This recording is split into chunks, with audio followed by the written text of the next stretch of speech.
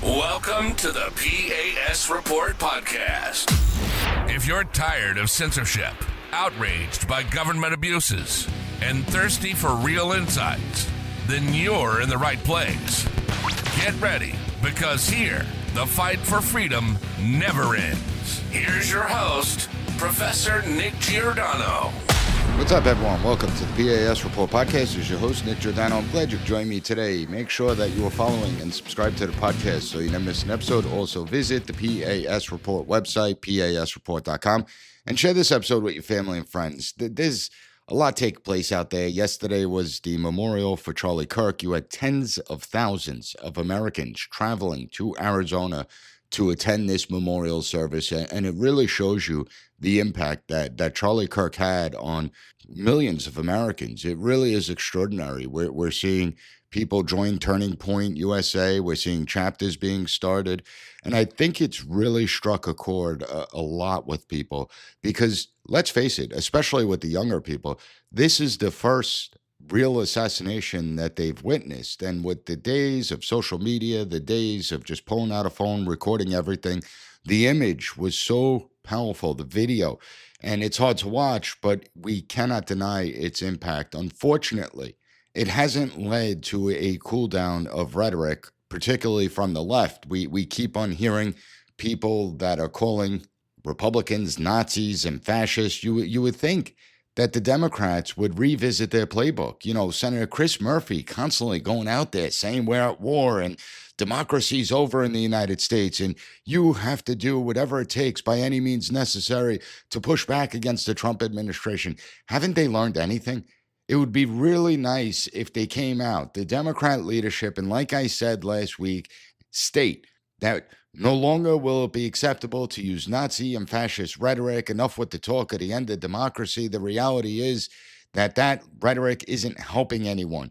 And unfortunately, Democrats aren't doing that, with the exception of a few. You know, Senator Fetterman seems like one of a few reasonable Democrats. Enough is enough. Watching the reaction of some of those on the other side, it really is interesting because you have them more outraged and upset that someone like Jimmy Kimmel is now suspended from his show than you do about an assassination, someone losing their life. They're screaming about the First Amendment. They're screaming about the death of free speech. First of all, where have you been? All of a sudden, they want to start acting like free speech warriors? First off, let's state the obvious. Jimmy Kimmel hasn't been funny in years. He hasn't been funny since he left the Man Show. I mean, that much is clear. He is someone that is nothing more than a partisan hack. And when you are simply an ideologue, when it comes to comedy, you're just not funny. The jokes aren't funny. And he's been losing audience, getting paid all this money each and every year. The show's losing money. And so Disney and its broadcasters, they made the decision that, hey, we're going to suspend you because of what you said. Now, this isn't an attack on free speech. I want to make things clear. When we talk about free speech is about government going after people, government silencing and censoring people, government prosecuting people for the things they say. That's free speech. That's when free speech is impacted. You know, all these people that want to come out today and criticize the death of free speech, well, where have you been? Where have you been? Because you didn't say a peep when millions of Americans were being silenced and censored by the Biden administration, by the FBI, by the CDC. You didn't say a peep then. You didn't care then when it was the actual government colluding with tech companies, colluding with our university systems, the Stanford Election Integrity Project, to silence and censor Americans. You didn't care when President Biden himself came out and stated that his and his administration's patients were wearing thin because people had questions about the COVID vaccine. You didn't care then, but now all of a sudden you care about free speech when Jimmy Kimmel's suspension has nothing to do with free speech. This is a private company that made a private decision. Jimmy Kimmel was offered to stay on air if he just came out and apologized for lying and saying that it was a MAGA supporter that really killed Charlie Kirk because Charlie Kirk wasn't MAGA enough. That's what this is about. They told Jimmy Kimmel, go out and apologize. And if you apologize, you could go on air. He refused. They suspended him. And I'm assuming, and this is just an assumption, I don't have evidence to back it up, but I'm assuming they're looking at a way out from his contract. See, in every single contract, when you get at that level, there's a morals clause. And they looked at it and said, finally, we could get out of his contract. We could save money. Nobody watches Jimmy Kimmel anymore.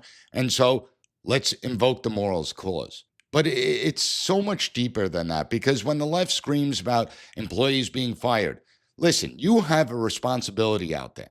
When you are posting online and celebrating the death of another person, employers, you represent a brand, and employers are going to terminate employees because of that. This is something that has held true for quite some time. This is not something that's relatively new. You can't go out there, if you're an employee and you're using the M word, you're going to get fired because you represent a brand. Even as a college professor, listen, I can have tenure. I could push the boundaries in my classroom. We have academic freedom. But the reality is we still have a responsibility in the classroom, and we could still get in trouble for the things that we say because of that responsibility. And so we have to distinguish what free speech is. And free speech is really about government censorship, government abuses. It's not private employers. And I don't understand what's going on in our society that you have all these adults. We're not talking about children here. We're not talking about 13, 14-year-old kids that may make stupid decisions, might not really know that much better. We're talking about grown adults that don't have any type of self-control, that they feel it's acceptable to just go online and post their viciousness, their hate, the idea that they would go out there and celebrate death and think there's not going to be a backlash. I mean, those people are warped. They're truly demented, and it shows you how deep the problem runs in our society. But again, the Democrat hypocrisy, I can't take it anymore. These were the same people that were applauding President Biden's Disinformation Governance Board, the Ministry of Truth. Now, that never got really started because of the backlash of conservatives and Republicans. But they wanted a Disinformation Governance Board. They wanted to silence and censor opponents, and they wanted to use government power to do it. There's a difference between cancel culture and what we're seeing today. Cancel culture is when people who complain about Drag Time Story Hour are fired. People who refuse to use the pronouns of someone get fired. That's cancel culture. People that wouldn't bow to the DEI mobs. That's cancel culture. People who question masks and vaccine mandates. That's cancel culture. But if you're being fired because you're an idiot and you couldn't control yourself and you had to explain how happy you are that someone died, that's on you. That's not cancel culture. That's you being a moron. But I have to be honest here, because the problem doesn't just lie with Democrats. It also lies with Republicans as well, because we've seen a number of missteps by people like Attorney General Pam Bondi, like the Federal Communications Commissioner.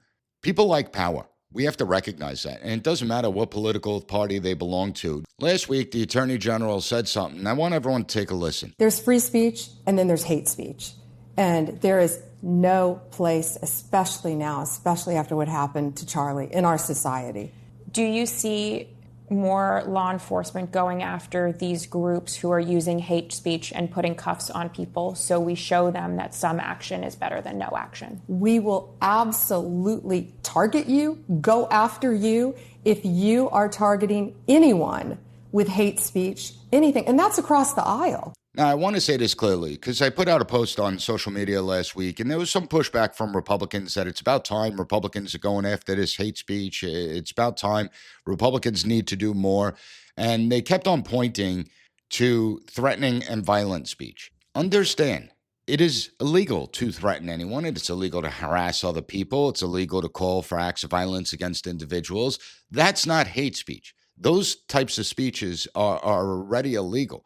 What I have a problem with is the Attorney General coming out there stating that she is going to go after people that engage in what she deems as hate speech. And the reason I have a problem with this is because who gets to decide what's hate speech and what's not? And this is a slippery slope. Now, Attorney General Pam Bondi has come out and she tried to clarify a statement, but to me, it's not good enough. And the reason it's not good enough is because the only reason she came out to clarify her statement is because of the backlash she faced from a lot of conservatives. When it comes to things like hate speech, I don't want any political party to get to determine what can be said and what can't be said. If we want to defeat the left, the point isn't acting like the left. The point isn't acting like Democrats. You had Representative Clay Higgins saying that Republicans must begin to force these tech companies to silence and censor all the hate that goes on their platforms. Hate against the death of Charlie Kirk, hate against Trump and all the Nazi talk. No, that's not what you do. That's what Democrats do, and they use it to target their other side. But you're creating a very slippery slope, and I want to remind all the Republicans out there, imagine Merrick Garland said what the Attorney General said, Pam Bondi. Imagine Biden's AG, Merrick Garland, going out there saying that he's targeting hate speech. We all know who the hate speech would include. It would include parents. It would include Catholics. And you could say all you want, yeah, but we're really targeting the real hate speech. You could say that. But what happens once Trump's out of office? And what happens if Democrats get back into office? What do you think they're going to do? You have to be smart. And this brings me to the FCC commissioner who's threatening broadcast license when he told Benny Johnson that we could do this the easy way or the hard way. No government has the authority to police speech. Now, FCC Commissioner Carr is stating that these are public airwaves, and so they have to be within the public interest. And those shows and channels could potentially be targeted if they violate the public interest. But once again, I mean, I agree that we, the taxpayers, fund these channels, and obviously these channels have to have some type of decency.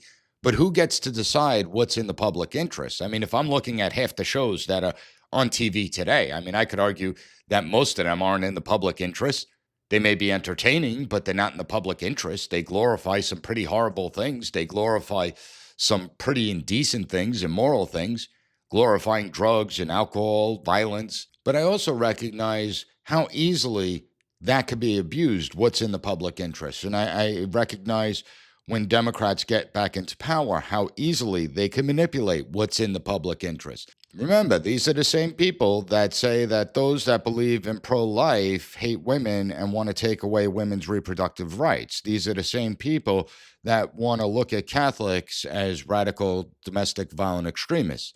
So be careful the road you're going to go down, because the urge to control, it isn't just rhetoric. It shows up in policy and covert actions, as we're now seeing. I've been warning about the national strategy, and this brings us to Senator Chuck Grassley's bombshell revelations about Operation Arctic Frost. And that's what the main crux of this episode is going to be about. The national strategy has not been dismantled. It still remains, and we're now seeing the abuses that occurred under the last administration. For all those that are crying about democracy today, first of all, we have a republic, not a democracy. But secondly, for all those that want to cry about democracy, spare me, because you're the ones that have actually called to shut down political opposition in this country. And we've witnessed the repeated abuses by the hands of the government, and not a damn thing has been done about it. So I'm going to get to it all when we get back from this quick break. So everyone hang tight. We'll be right back. It's no secret that as we age, our bodies begin to break down. Now, if you want to move with ease and keep your skin glowing and youthful, you got to try Native Path Collagen. It's made with only type 1 and 3 collagen. These are the two most important types that make up 90% of your body's collagen, and they're found in your skin, bones, joints, and gut. They deliver powerful benefits without any fillers or additives. I have it every morning with my coffee, and it's a single ingredient, flavorless powder that mixes easily into the coffee. But you could also put it in smoothies, oatmeal. It's third-party tested for purity, and it absorbs fast thanks to its peptide form. With over 4 million jars sold, 1 million happy customers, and 8,000 5-star reviews, Native Path is a brand you could trust, backed by a 365-day no-risk guarantee, live phone support where you talk to a real person. They make it easy to get started. So check out the bundle deals and join their private Facebook group for recipes and support. Visit getnativepath.com/PAS. That's getnativepath.com/PAS. Welcome back to the P.A.S. Report podcast. Now, in the first segment, I laid out how both the left and the right like power. Power tempts them. We looked at the left's newfound free speech principles, the firings of Jimmy Kimmel and others, and how some on the right, like Pam Bondi, are talking about policing hate speech. You have Pam Bondi going after Office Depot after 2 employees wouldn't print Charlie Kirk memorial posters. Those employees have been fired, so we see the free market actually works, and yet Pam Bondi wants to go after Office Depot. Now, in full disclosure, I've never been a fan of Pam Bondi. If you listen to this podcast, I am not someone that believes that she should have been appointed in the first place. I understand she may be loyal to President Trump, but we need an attorney general that understands law. We need an attorney general that's going to root out the corruption within the Department of Justice. And this brings me to Operation Arctic Frost. You have Senator Chuck Grassley releasing internal FBI Justice Department records detailing a covert investigation that nobody really knew was taking place. However, what these documents reveal should alarm every American, regardless of political affiliation. Arctic Frost began in 2022. This was very quiet. It went under the radar, and it was an election-related inquiry. But it rapidly expanded into a full-scale criminal investigation. Now, according to Grassley, it targeted nearly 100 Republican-aligned groups and individuals, including Charlie Kirk's Turning Point USA. And I want you to think about that. Nearly 100 conservative organizations were swept into this probe into the 2020 election and Donald Trump and all that. So let's unpack what the Grassley materials actually show. Inside the FBI, a small circle of officials, including an assistant special agent in charge, they handpicked their team, drafted the case opening paperwork. Now, whistleblowers say the evidence only justified a preliminary inquiry. There was no evidence to launch a full-scale investigation, and this carries tight limits. If it's the lowest investigative category, it's tight limits. It requires periodic reviews, and if there's no evidence, you got to back off. But this small team push to upgrade the case to a full-blown criminal investigation, and this unlocks the full force of the government's power. We're talking about secret subpoenas, hidden surveillance, covert data collection. Now, why? Why ignore the normal safeguards? Was there an actual crime in progress, or was this about politics? These are not idle questions. These go to the heart of the FBI's mission and the constitutional rights of Americans and political groups. The Grassley documents also showed another bombshell. The Biden White House provided investigators with government-issued phones once used by former President Trump and former President Mike Pence. Now, imagine if a Republican administration turned over the personal devices of its leading Democratic rivals. The outrage would be deafening. Yet here, the press has been silent on Operation Arctic Frost and what it actually did. But we have to ask obvious questions. What were they hoping to find? Now, we all know the political lawfare that went on against Trump, but it was actually much bigger than Trump. These people were searching for a smoking gun to shut down political organizations they viewed as threats to the Democratic Party, not even the government. It did threats to the Democratic Party. Now, I wonder, were they quietly gathering donor lists of these private organizations so that they could intimidate the supporters and the funding dries up? Were they trying to find any type of activity that they could use and manipulate and shut down these organizations for? What exactly were they trying to do? We don't have all the answers yet. But once a full criminal investigation is open, agents can subpoena bank records, private communications, internal strategy documents. And I'd like to know, did any of these strategy documents end up in the hands of the Democrat National Committee, the Kamala Harris campaign, or the Biden campaign? Again, we don't have all the answers to the questions yet, but there are a lot of questions. And Grassley's doing an amazing job, but more so, we need action from the Congress itself. Investigating is one thing, but we need to make sure this never happens again, because Grassley's findings suggest that the operation's breadth, the scope of it, the rush to expand it, it was deliberate. It wasn't accidental. The very structure of Arctic Frost, the secrecy, the sweeping probe, the hunt for pretext, it matches a pattern that we've been witnessing for years. Government using its national security powers to monitor and punish political dissent. Think back to the IRS targeting conservative nonprofits a decade ago. Think back to how parents were labeled as domestic violent extremists for attending school board meetings. Think back to the Catholics. Think back to MAGA being threat tagged. Government looking into the records, the bank records, the financial, the credit card transactions for those shopping at Dick's Sporting Goods and Bass Pro Shops. Think about all that. Think about how the government actively monitored social communication, social media, and would flag posts. This is why Arctic Frost matters. It is not an isolated scandal. It's evidence of a strategy, a way of doing business inside the government, because the ideologues have taken over and they view political opponents as actual criminals. And here's where the story takes an even darker turn. Arctic Frost does not exist in a policy vacuum. It fits neatly into the Biden administration's national strategy for countering domestic terrorism and the strategic implementation plan, something that I've been harping on for years, warning people that are today surprised at Operation Arctic Frost and its scope of it, Republicans and conservatives coming out and saying, oh my God, I can't believe the scale and scope of this thing. Well, you should have been able to see it coming from a mile away, because I warned that this is exactly what would happen. These documents lay out the very framework that makes an investigation like Arctic Frost possible. The national strategy, they pitched it as a way to prevent violence before it happens. Now, that sounds reasonable. Who would object to that? But if you read its pages, if you listened to this podcast, if you went page to page, you'd see how it was vague. You'd see the vague language that's ill-defined, talking about individuals who question the integrity of elections, individuals who question the COVID the COVID mandates, period, and the need for early identification of potential threats. Then you look at the strategic implementation plan, the secret playbook that Tulsi Gabbard declassified a little bit earlier this year. I spoke about it. And it takes those broad ideas and it turns them into the marching orders. That's where you see the sweeping information sharing with the federal agencies, private tech companies, universities. I've already went through this. I went through this on I don't know how many more times I could spell it out.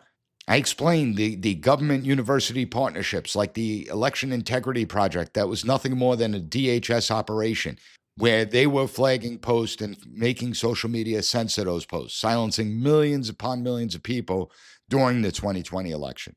We heard Jen Psaki, Biden's first press secretary, announce to the world that the White House was flagging posts for the social media companies. We saw the targeting of those who were skeptical of the coronavirus. And each of these examples show just how scary and authoritarian some within the government are, that they want to label any dissent as dangerous and treat opinions as evidence of criminal activity. Now, Arctic Frost, the hard questions that we still don't know the answers is who decided that questioning election procedures could trigger a domestic terrorism framework? What checks exist when an FBI team can leap from a preliminary inquiry to a full-blown criminal investigation on such flimsy ground? Why were the phones of former president and vice president handed over so readily, and who handed them over? And perhaps most importantly, if this can happen to national figures and national groups, imagine what they could do to ordinary Americans. These are not partisan questions. These are constitutional questions. I don't care if you lean right, left, center. It doesn't matter to me. You should want answers. And if you want to continue to bury your head in the sand, if you're a Democrat or if you're on the left, and you want to scream about democracy and free speech, but say nothing about the abuses that we've witnessed, then just shut up, because it shows, it reveals who you really are, that it's not about this idea of a democratic society. It's not about freedom or liberty. It's that you want to impose your authoritarian principles on everyone else. And we're still learning the details. Grassley himself says this only raises more questions. He's demanding full disclosure of Arctic Frost documents. And Congress must press for those answers and quickly. But what is Pam Bondi doing? Where is she in all this? Have the ideologues that are responsible for this, people working on those teams, have they been questioned by the Attorney General herself, by Director Kash Patel over at the FBI? Because in the next segment, I'm going to dive deeper into the national strategy, the strategic implementation plan, to show how it wasn't a one-off event. This is the new norm in America. It's a system built for control. And unless we limit government power, it doesn't matter what party is in charge. What matters is the bureaucracy can silence you. So everyone, hang tight. We'll be right back. Welcome back to the P.A.S. Report podcast. Now, if you're finding this episode informative, make sure to give the P.A.S. Report a 5-star rating on all podcast platforms that allow it. Take 30 seconds to write a good review, particularly in Apple Podcasts and Spotify. That's how the audience grows. And in this episode, we're laying out what Operation Arctic Frost was. It was a covert FBI investigation, sweeping in scope, looking at nearly 100 conservative organizations. It was launched on shaky grounds. The White House itself was involved, the Biden White House. And we need to connect the final dots, see how this investigation was launched, all because Republicans and conservatives ignored the abuses of powers. They still ignore it to this day. They haven't held government officials accountable in decades. And it all goes back to the 2021 Biden administration National Strategy for Countering Domestic Terrorism. The ideologues try to hide behind language like prevent violence, build resiliency, early identification of threats. They want to make it sound as if it's harmless. But if you read it carefully, it's only 31 pages. I encourage everyone to still read it. You'll see provisions that reach far beyond stopping violence. They talk about anti-government, anti-authority sentiment. They never define those words. I explained how those words can easily be manipulated to include any criticism of government and its policies, could get you on the radar as a potential domestic violent extremist. We see in the national strategy, when they use examples, they talk about elections and questioning elections. They talk about mandates, government mandates, and those in power are the ones that get to determine if they're abusing power. If you say they're abusing power, well, now they see you as a threat. So ask yourself, who decides what counts as this threat? And does sharing an article that questions the election integrity of the United States, does that qualify as a real threat? If someone questions government policy, government mandates, are they a real threat? Well, it depends. If you question this administration's policies, well, then you're fighting for democracy. But if you question the previous administration's policies, no, you're not allowed to question those policies. You do, you're expressing anti-government, anti-authority sentiment. You're going to fall into the agave definition. Now, overlay these policies with the facts of Arctic frost. Early identification of threats. Well, why is Turning Point a threat to the United States? How is it a threat to the United States? There was no evidence. There still is no evidence to this day. We're talking about collecting data across dozens of groups, potentially donor names, internal communications. Why? Because they were vocal, because they get active, they get involved. And that's why I say that the national strategy and the strategic implementation plan, those aren't just abstract government documents. It's why I warn, these are the most terrifying documents I've ever read that government officials actually wrote, because these are operational blueprints. And Arctic frost is what happens when those blueprints go operational. We've seen, we understand how this works. That's why I called for the national strategy to be dismantled. And when President Trump was first elected into office, I was really encouraged that finally, maybe we'll see he rescinds this document. But no, the document remains. I haven't heard a peep out of Congress. Has there been a congressional hearing in Congress, not about the weaponization of government? They have held hearings about that. But has there been a single hearing on the national strategy and the threat that it poses to America and the American people? Have Republicans called for a hearing on this document? Have you heard any Republican office holder talk about the need to rescind this document, the need for Congress to pass legislation to make sure that this document can't be used against the American people? And I haven't heard anything. I haven't heard a peep. The reality is that the temptation is bipartisan. Democrats, they pioneered these tools. But you have a lot of Republicans that also want to use these tools, that want to flirt with the same ideas, just like I brought up Pam Bondi earlier. She promised to target hate speech. Again, I will say she cleared up her statement. She put out a clarifying statement the next day, but I don't believe her. The only reason that she put out that statement was because she was getting blowback from other conservatives. However, when she says that the Department of Justice, is going to target hate speech, that's concerning, because who gets to define what constitutes hate speech? And don't give me that BS that the left brings up violent and threatening speech. If there is threats of violence and harassment, those are already illegal. That's not hate speech. Those cross into criminal activity. That's criminal speech.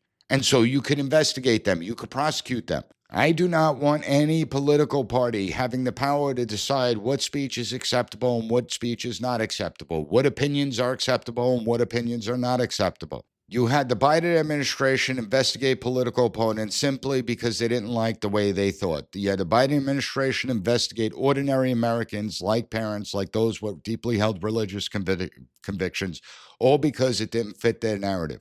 And what happens? What stops the Trump administration from doing the same exact thing, only reversing it?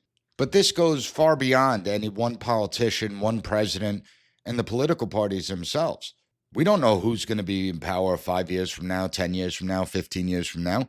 And so the longer these policies remain in place, the more they're going to broaden and expand. That's why I stress limited government. The founders understood human nature. They knew that every faction, whether it's on the left or the right, it doesn't matter. Eventually, they're going to try and use the government to silence opponents. They're going to target those that disagree with them. They're going to acquire more power, and the government's going to grow. So they built a constitution that was designed to limit government precisely to stop this cycle. But unfortunately, too many people ignore the Constitution. And Operation Arctic Frost is a great example of it. It's a warning that we are drifting far away from the design, the original intent of the system. It shows how easy it has become for a small group of bureaucrats to weaponize federal power.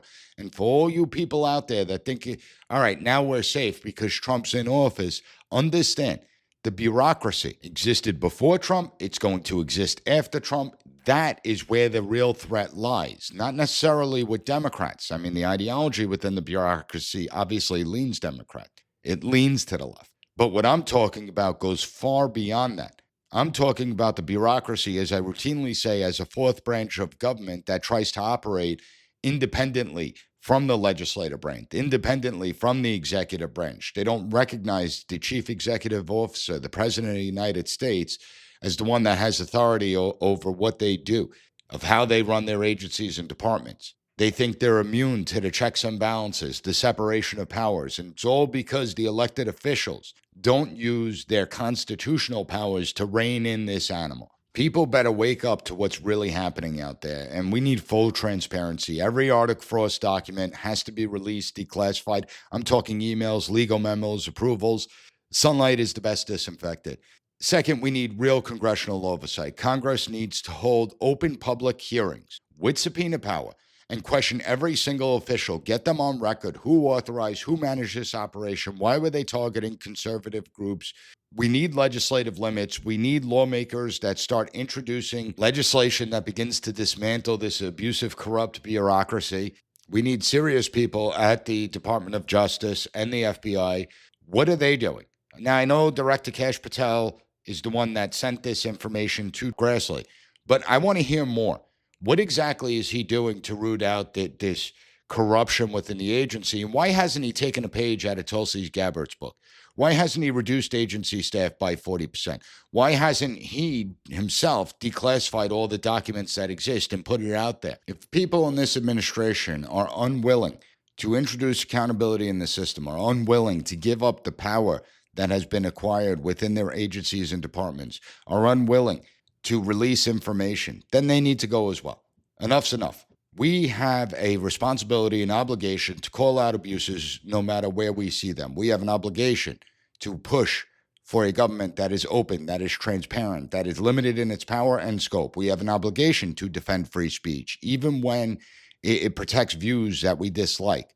If we only care about these things when it benefits one side over the other, then we don't really believe in these things. And if we don't believe in it, I can guarantee you, sooner or later, the left takes full control of this country. If people on the right think that they're going to be able to use these powers for their benefit, they are sadly mistaken. Sadly mistaken. They're so naive that they don't realize how the left has co-opted so many of our institutions, powerful institutions, and how dangerous it's going to become if they don't get this in check. Operation Arctic Frost, the national strategy with the flashing red warning lights. They prove that left unchecked, government power is going to expand until dissent itself is treated as a crime. And that's exactly what the Biden administration wanted to do. That's exactly what a future administration will do. The only way to stop it is to return to the principles of limited government, maximum liberty. That's the challenge I leave you with today. We have time to act. We can put pressure on. We can win. We can get these things dismantled, but only if we insist on it. Only if we contact members of Congress, force Republicans to answer questions about it and ask, when are you going to dismantle these programs? When are people going to be held accountable? The United States is not immune to history. We are approaching the 250-year anniversary of the Declaration of Independence. We're at the 238th year of the Constitution. The constitutional republic will not survive forever. Again, it's not immune to history. And what's terrifying is thinking that the American experiment may be coming to an end, all because so many people have disengaged from the political process, all because so many people don't get involved. don't call for accountability, don't even know what the hell is happening within government. As Benjamin Franklin said, a republic if you could keep it. And that's where we stand today. Now, I hope you found the content of this episode informative. Please share it with other people. Give the PAS report a like, 5-star rating on all podcast platforms. I want to thank you for joining me today, and I'll be back on Wednesday with another great episode of the PAS Report podcast. Thank you for listening to the P.A.S. Report. Don't forget to rate, share, and hit that subscribe button. That way you'll never miss an episode. For more exclusive content and updates, visit us at PASreport.com and follow Professor Giordano on all social media platforms at PAS Report.